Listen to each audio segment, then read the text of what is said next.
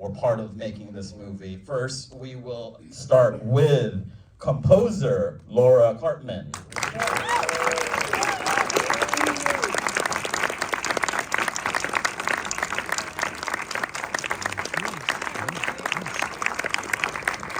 And those glasses. Come on, glasses. Next we have the wonderful, iconic Erika Alexander. Thank you very much.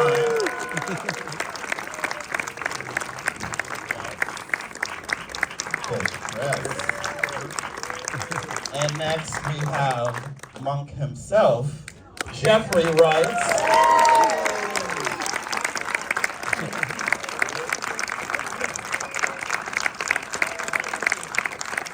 And last but certainly not least, we have the writer and director of this wonderful film, Cord Jefferson.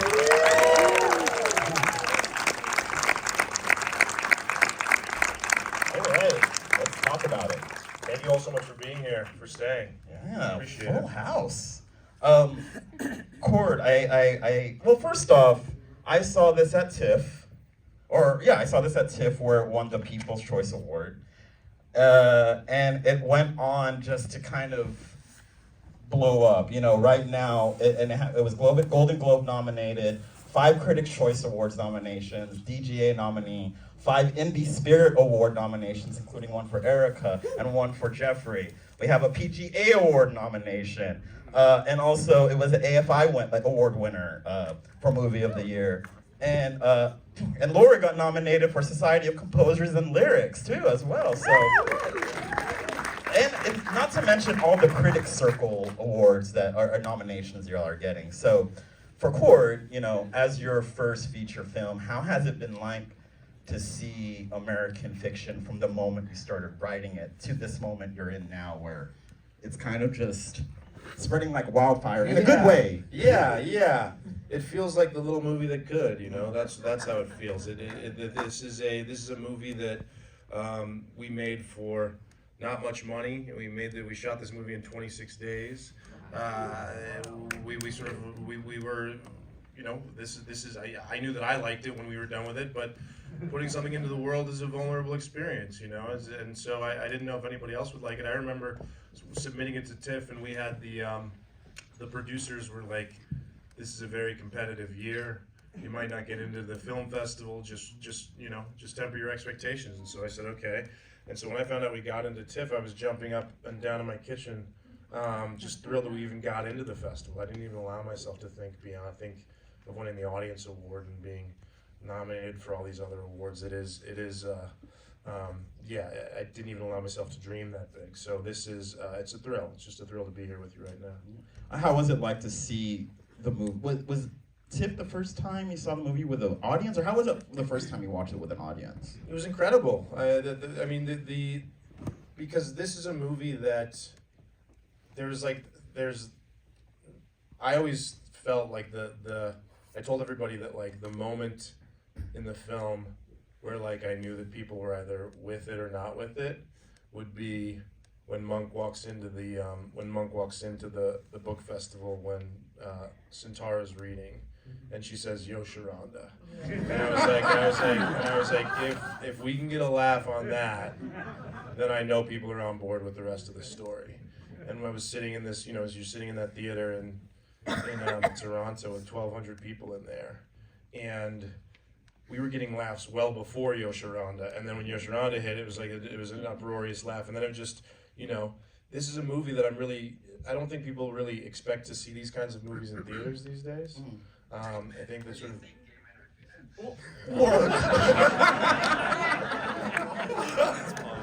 Well, as chair of the Queer Alliance at the God, I'm sorry about that. I'd like to make a comment about that. That was amazing. That was amazing. And there's a gay guy. That was in the movie, amazing. too. Yeah. So this is a movie that I think is really.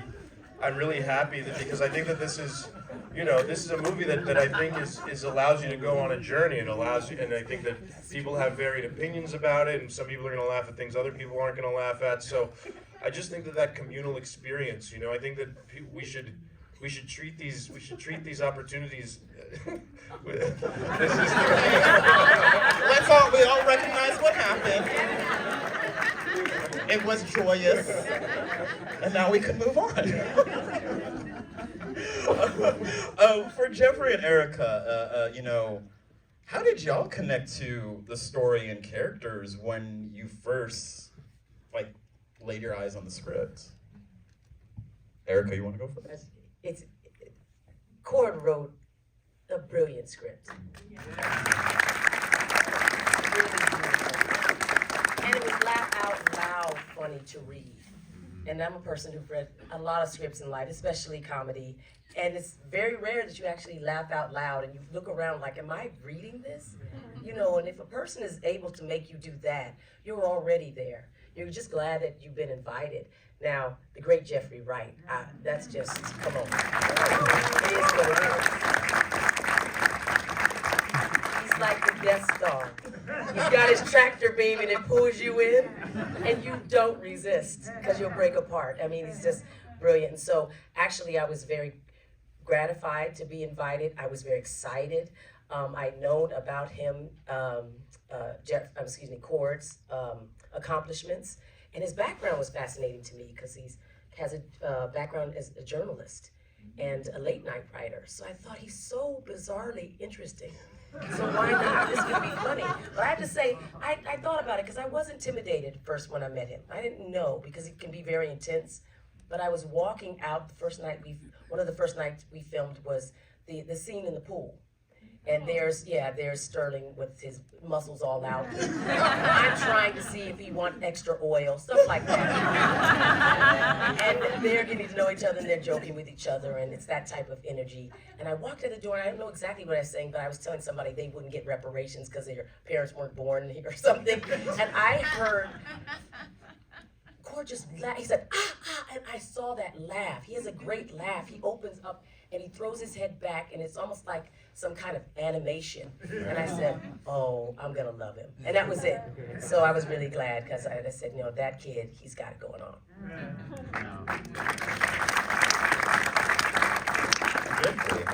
How did you connect to the story and the character of Monk? I connected prior to reading the script in fortunate and unfortunate ways.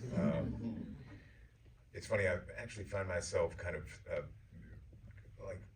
being kind of deeply self-reflective now that the film is out and it's being received, and perceiving the ways in which people are receiving it, and just because you don't really understand what it is until it comes full circle to the audience. You really can't. I come from the theater. There's an intimacy and immediate relationship with the audience, and you understand what they're feeling. You can tweak it here and there, but whereas now we're only beginning to really know. We had our perspective on it, but now it's alive now, and it's been self-reflective experience, because Cord mentioned that there were a lot of overlaps for him in reading the book. He thought that Percival Everett's novel had been written for him and him alone. When he sent me the script, he sent a note saying that he had started to write this with my voice in his head, which I know can be challenging and somewhat disturbing, so I apologize about that. But he sent a note saying, I'd love you to do this, and I have no plan B. So that was compelling. But then he did complain later that it took me a while to get back to him after he sent that. And the reason being was because I was kind of going through similar experiences to Monk. My mom passed away about a year before I got the script. I had the good fortune of being raised by my mother and her eldest sister, my aunt, who's now 94 years old, who I just spoke with on the way over here. So I understood the pressures of a man who finds, as many of us have found, many of us will find, that time in our lives where we're asked to be the adult in the room, and where we are asked to be caretaker to those who were our caretakers. And it has its own specific pressures, and it kind of abuses you of the idea that you had in blissful youth that life gets easier as you get older.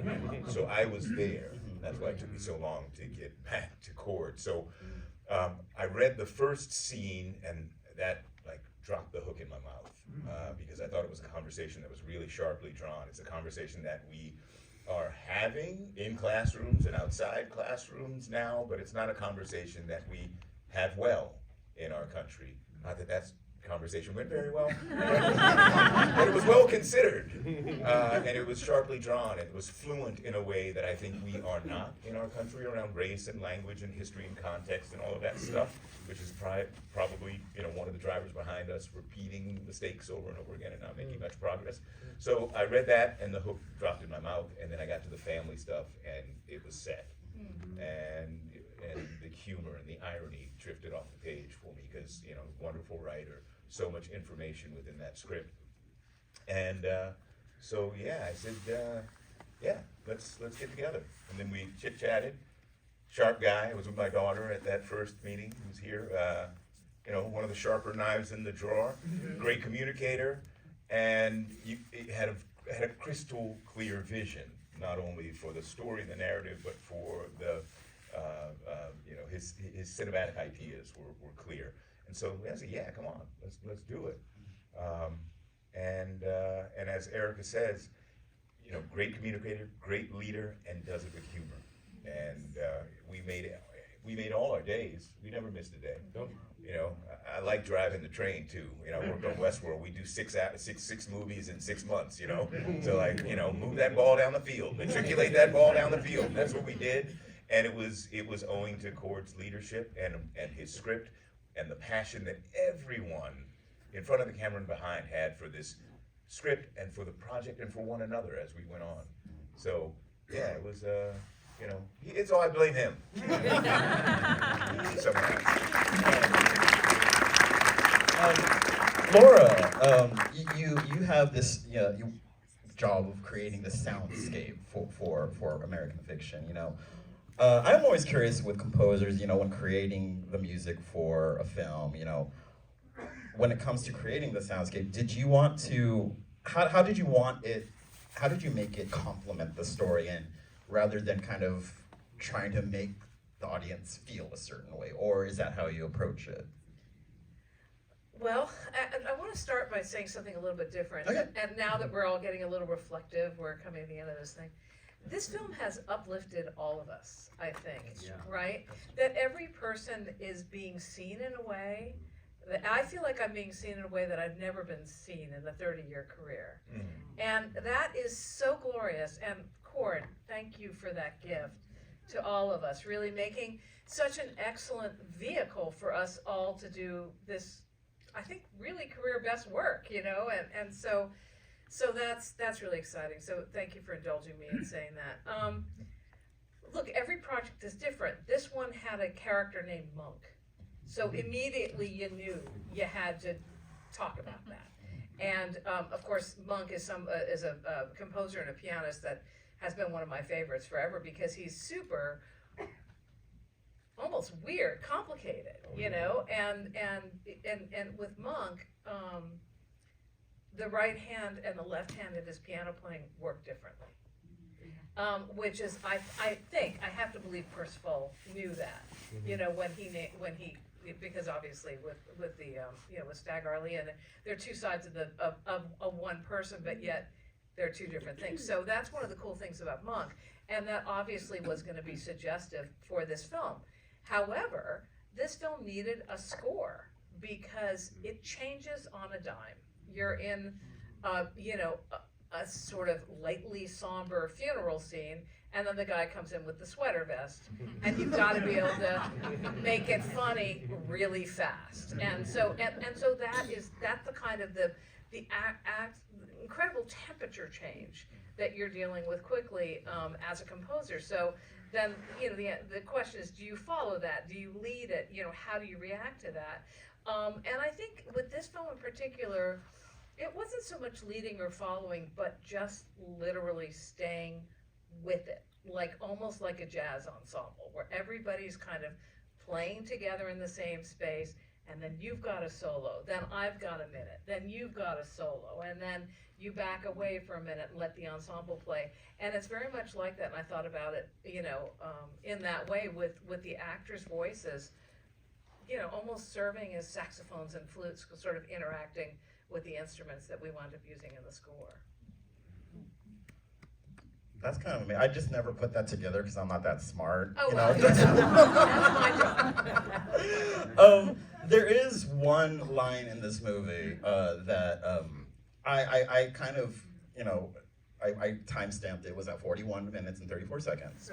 When Arthur says something that just echoes in my head, ever since I saw the movie. He said, "Why people think they want the truth, but they don't. They don't. They just want to feel absolved." I actually used that line in an argument once, so thank you. And by the way, it's the name of the cue that goes with it. The cue is called "Feel Absolved." But do you, especially now, and let's face it, the environment Hollywood is in, or just in general, the world is in, do you find truth in this? And specifically, with white, cis, hetero, able-bodied men, did that line have an impact on y'all as much as it did me? Or how do you see that line? I mean, the great thing about writing films is that you can make people say anything, and and it's like literally just you can say well, this would be interesting if somebody said this. For instance, one of my favorite scenes in the film, and perhaps my favorite scene in the film, is the scene with Monk and Centaura at the end, where they sort of have their ideological discussion as to what art looks like and what it means to make black art and what it means to be a black artist. And that's when I was reading the novel, I was really looking forward to that scene. And when Centaura and Monk would come head to head, and it never came. And so when I was sitting down to write the script, I was like, we need this. And I love that scene because I'm not sure who I agree with more. It changes from day to day. It's sort of on some days I'm like, well, I think I agree with Monk, and other days I'm like, Centaura's got me. And so that line in particular is not one that I think necessarily sort of is one that I believe. I think that I will say that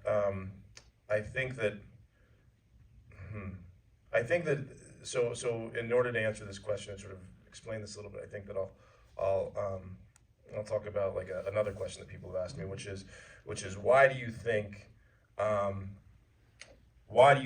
people keep making these kinds of tropey movies over and over, right? The slave movies and the single mother in the hood movies and sort of the drug dealer movies. Why do you think that these are the stories that Hollywood likes to tell over and over? And the first thing that I say is that I think that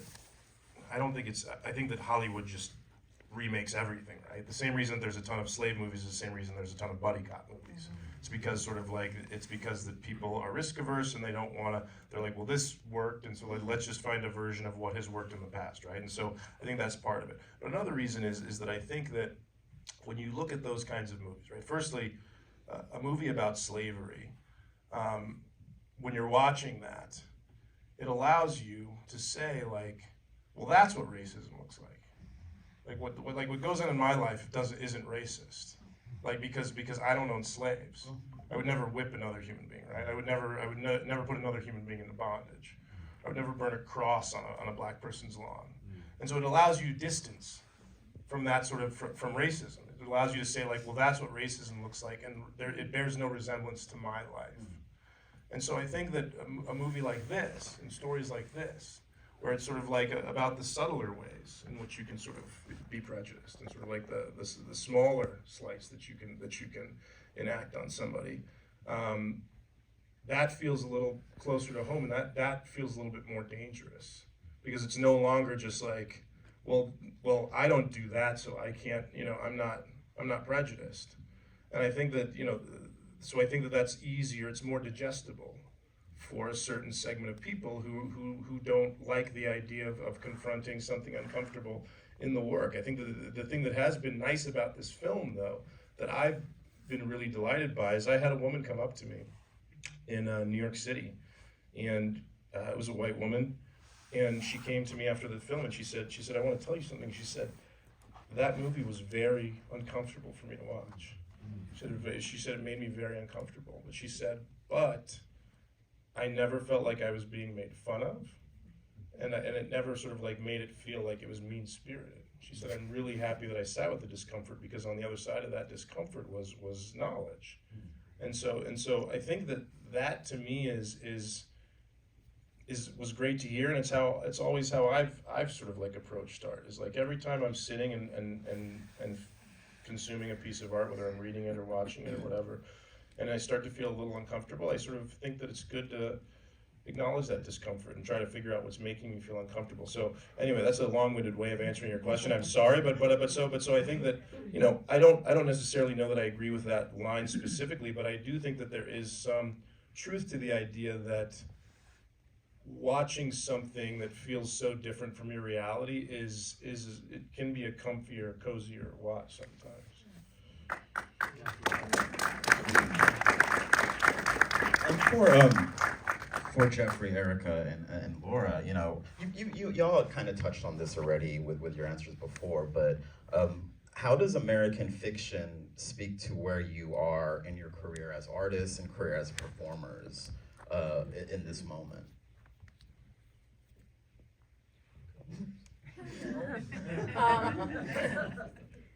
I had the really weird experience of scoring this film at the same time I was scoring the Marvels. And what was weird about it is that, you know, I was working on this film as well as one, of course it did not wind up being commercial, but that's another story. But this incredibly commercial thing where you have to hit certain tropes. And I think that you, as artists, I think we're all looking for the spaces to be ourselves in various things that we work on. And I think especially if you're working commercial music, commercial film, you know, you want people to like it, you want people to see it, you want the projects you work on to do well and succeed. Where's the art? Where's the commerce? And I think it's something that we all think about, I do, and I don't want to say struggle with, but consider constantly. I spend a lot of my time talking about rebranding Blackness. And I think that somehow you can attract material that's in line with what you fulfill, what you think is your purpose or your mission. I don't think that it was given to me. I think I have skin in the game, literally. I'm trying to do it for a greater understanding of self and human being, but also for the world, also for my people, the community. And I believe my people are everyone. I don't put anybody outside the experience of what American fiction is about. It's very gratifying to see the beautiful mosaic sitting in front of me, because I think that's what Cord intended. Certainly Percival Everett, the genius that gave us the source material, who was speaking specifically to Cord, and they probably would meet in time in the universe, needed that. So I just like to think that we all need courage, and we need to be bold. And this is a new time, and I've been mentored by a dude, his name is Reverend Barber from the Poor People's Campaign, and he talked about fusion politics. And he talks about this being the third Reconstruction, and that we are architects of the third Reconstruction. And so I think that this is a huge sort of pillar now that Cord's like pounded into the ground and said, right here, we can mark this as a time we all started to think about the types of stereotypes that surround us all, that surround the idea of America, and to make them either more true or get on with it and get on with the subtle destruction of each other. But I think that we're about to really have an awakening, and I'm really grateful that I'm inside of his mind's eye. Beautiful.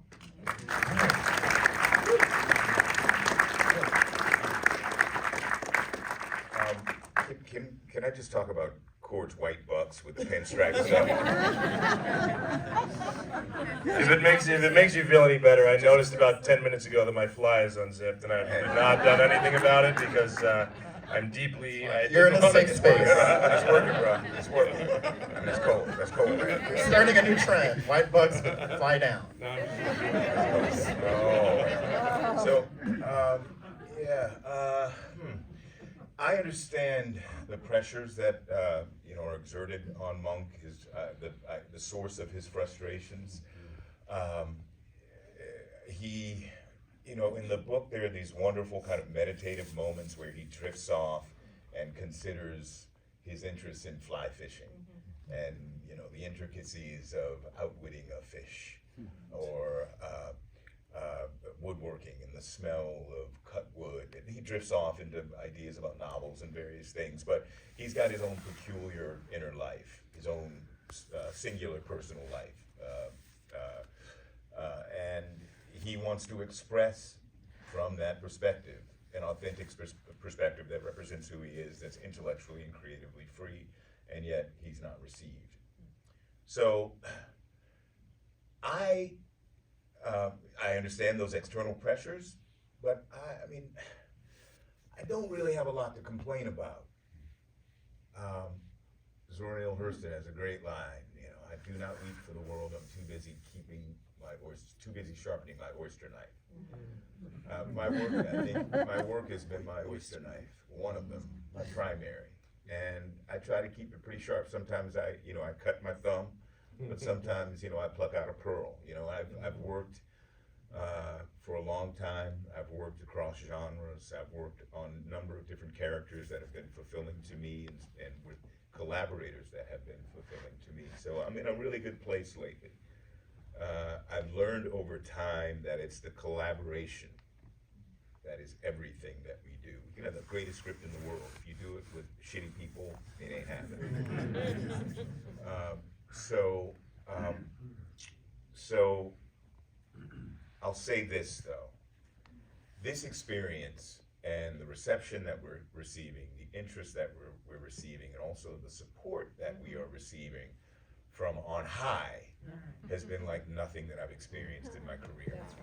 I've never in my career, in a project that I was so central to, had this level of support, not from audiences, but from those who could assist us in reaching out to an audience. So, this is new.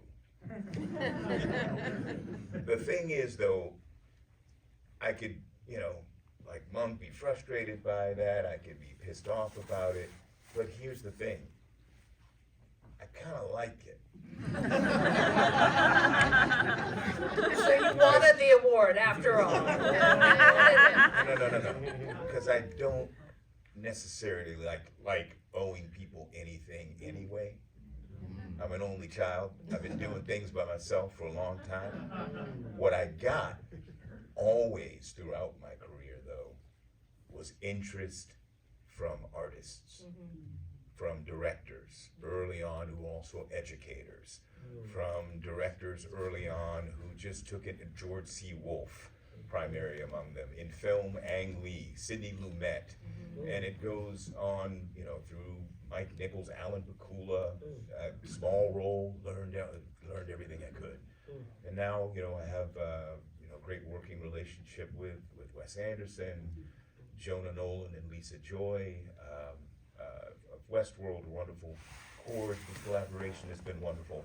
I've found the artists who recognized what I might be able to do.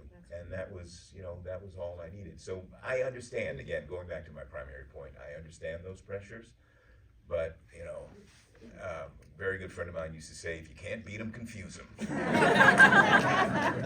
I've tried my best and been reasonably successful at doing that over the years. I think we only have time for one more question. In the movie, there's like these scenes in the movie that I'm all, So, and Monk says that a lot. He goes, but in the movie, Monk and Lisa talk about how books can change people's lives. Has there been a book, movie, play, TV show, anything that changed your life? Oh yeah, absolutely. I mean, a million. Is this for all of us? Yeah, for all. Yeah, for all. Okay, No, yeah. take it away, Cord. Yeah. You're doing great, baby. You're doing great. As I said when we were on strike, carry on. A movie that I consider a real spiritual predecessor to this one is a movie called Hollywood Shuffle. That I don't know, but yes, if you haven't seen Hollywood Shuffle, highly, highly recommend Hollywood Shuffle. It was co-written by Robert Townsend and Keenan Ivory Wayans, and Robert Townsend directed it and starred in it. And I saw Hollywood Shuffle came out in '87. I didn't see it that early. I probably saw it later when I was 9 or 10. And the thing I think about Hollywood Shuffle is that 9 or 10, when you see that, you know, you're really sort of, at least I was in the thick of, you're learning about in school the founding of this country, you're learning about slavery, you're learning about civil rights. And the ways in which they teach you those things when you're a kid, I didn't realize it until, you know, very recently that I was thinking about it. It's like basically horror movies. Like you're watching horror movies. So we watched Eyes on the Prize, right? This documentary, and you're seeing like people driving in the freedom rides down south and getting their heads beaten and bleeding, and you're learning about lynchings. And this movie, we watched this movie in class called Mississippi Burning, and I remember that movie just giving me nightmares. Like I was like, well, I understand this is educational and this, but it really terrified me, traumatized me, and so that's the way that I was learning these things. And then all of a sudden one day I was watching this movie called Hollywood Shuffle. I have no idea how I first saw it, but all of a sudden there was something that I certainly didn't know what satire meant back then, but all of a sudden I was like, wait a minute, these guys are talking about racism and they're making you laugh. They're teaching you about the same things that these other movies were teaching me, but they're doing it in a way that makes me laugh, and in a way that they're laughing, and they're finding some sort of joy in that, and sort of like they're pushing through that pain and whatever to find joy and to find humor and to sort of, you know, live and not just exist. And that, I think, for me was like a true life-changing moment for me as far as like how I saw the world. And I think that forever after that, you know, I think that I just became like a huge satire fan, you know. I think that my dad was like a huge Mel Brooks guy, so we watched Blazing Saddles a lot, so there was a lot of Blazing Saddles over and over in my childhood. Yeah, it was just, it just became a part of who I was, like a foundational experience for me. And so, you know, in making this movie, I just, you know, I think the thing that's important to me, this movie in some ways was a way to see if we could still talk about these issues that felt inviting to a lot of people. You know, I think that we are so polarized as a world right now, not even just as a nation, we're so polarized as a world. And I think one of the reasons we're so polarized is because we've lost the ability to talk to other people. We've lost the ability to talk to each other. We've lost the ability to say hello to somebody who seems different from us. And I think that that's one of the greatest things about movie theaters, and it's what it shares with concert halls and libraries. These places are cultural middle grounds where we can sort of like come together despite what this person believes and what this person believes, and you can sit in a sort of, you can sit in this environment and experience something with people who are different from you. And so to me, it has been delightful to see that a movie about these kinds of third rail issues, about race, about identity, about sexuality, these things that people are afraid to talk about right now, and these things that people are traumatized by right now, and there's things that people are just sort of so nervous and are walking on eggshells about, that people of all kinds have been coming in here and to quote Erika, I think said perfectly, like there's a mosaic of humanity in these audiences, and seeing that these people, every kind of person is coming in and finding something that's resonating with them, and having this ability to laugh, even if it's, as that woman said, who said it made her uncomfortable, like even if you find the ability to laugh at yourself a little bit, like there's something cathartic about that, and there's something really necessary about that. You know, I think that I personally feel like I've been on alert for 20 years, you know, so nervous and I'm just like, man, I'm ready to laugh a little bit, you know, and that was the intention behind the film. So again, long-winded, I'm sorry, but that all comes from that. A lot of that comes from Robert Towns, and he's a hero of mine. Yeah. How about y'all? Any things that kind of changed your life? Film, TV, play? He always goes next. Gives me a chance to Okay. vamp a little bit. But I will say very quickly that there's no one thing. I'm actually was raised in a very odd way, and so I love Jack Lemmon's career. I saw him in The Great Race as Professor Fate, And then you see him doing other things like Glenn Ross. And that's the type of performer I wanted to be. I didn't want anybody to be able to pin me down or say what I could or couldn't do. And I thought that everything he did had a truth and humanity. So I loved The Great Race. I watched it over and over again. We had a videotape and we just ran it into, but I also did that with Ice Pirates. So what do you want? How about you, Laura? You know, there are so many, but I was thinking about John Coltrane's version of My Favorite Things. And because here he takes, you know, a lot of these cats were, I don't know, forced, but compelled by the record companies to record music by, you know, Richard Rodgers. So he takes this tune of Richard Rodgers, all in a minor key. And in the middle of it, he composes, and I say, use the word composes, an entirely new section that is completely optimistic and beautiful and buoyant. And I think My Favorite Things is one of the greatest examples of American music that I can think of. Yeah. Good man. Thank you. Dr. Karpman to you. Yes, doctor. And Jeffrey, last but not least, take us home. Changed my life. Or impacted your many life. things. Many things have impacted me. I mean, as far as Angels in America, that experience, that changed me molecularly. In many ways, a film that's impacted me as an actor. I would say The Dresser. I had a routine of watching The Dresser before every play that I would do. I just went back, you know, and Finney. I mean, come on, I'm an actor, but who cares? I understand. But I want to. You mentioned Coltrane. I'll say John Coltrane's Live at Birdland. I Want to Talk About You. Like completely reshaped me one day. I was listening to that album. This is, I don't know, 20 years ago. I know exactly where I was. I was doing a play down at the Arena Stage in D.C.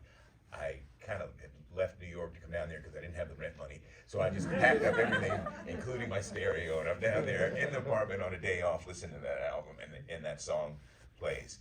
And at the end, there's just a solo. The coda is just a solo, and I'm listening to this solo. I'm listening to this coda. I'm like, and it's, you know, it's Coltrane. The coda's like a mile long. You know, like apparently he said to Miles Davis one day, he said, you know, I just play, man. Sometimes I start playing with My Favorite Things, and it just goes on 45 minutes, and I just can't stop. And Miles said to him, take the horn out your mouth.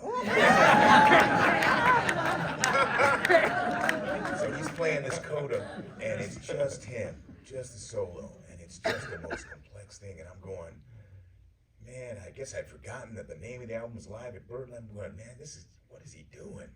Like, how is he doing this? He would fold back into the melody and then trip in, like, and I'm listening, and it's going on. I said, he's got to have headphones on. He must be in a studio because there's some way that he's keeping track of, like, the chords. No, I'm he like, knew them. and man, I'm playing, and then all of a sudden, he stops, and I hear applause, and I was literally paralyzed. Literally paralyzed me. I was frozen for a good while. I could not believe it. And then I came back into being, and I was changed. I was changed in some way. So I'll go with that. It's and the name of the song is "I Want to Talk About You." Yeah. All right. Yes. Well, Cord, Jeffrey, Erika, and Laura, thank you so much. Congratulations on a wonderful film. Thank y'all too.